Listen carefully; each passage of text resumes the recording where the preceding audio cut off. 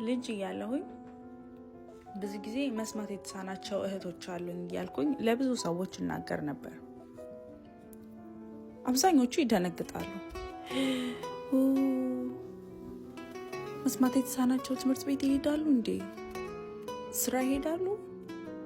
ትዳር መያዝ ይችላሉ? እያሉ ይጠይቁኛል። አንዳንዶቹ እንደው አይ ወይ ቸርች ወይ ጸበል ልትወስዷቸው ይገባል፣ እውነት እንዴ ከአምላክ ቁጣ ሊሆን ይችላል ይሉናል።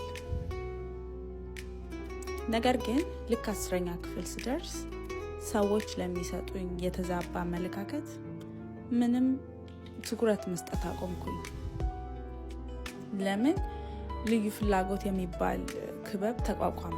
በዛ ውስጥ ደግሞ ንቁ ተሳትፎ ማድረግ ጀመርኩኝ። አንድ መስማት የተሳነው የምልክት ቋንቋ አሰልጣኝ ወደ ትምህርት ቤታችን መጣ።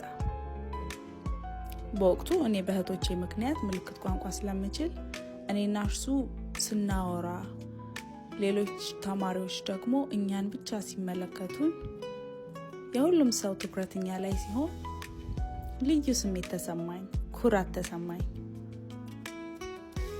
የኔን ታሪክ የማካፍላችሁ ለምንድን ነው? አሁንም ድረስ ለመስማት የተሳናቸው የተዛባ አመለካከት ያላቸው ሰዎች አሉ።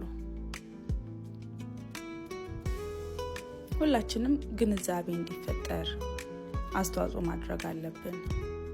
ብዙዎች ደግሞ የምልክት ቋንቋ እንዲማሩ ፍላጎት እንዲኖራቸው ማበረታታት ይኖርብናል።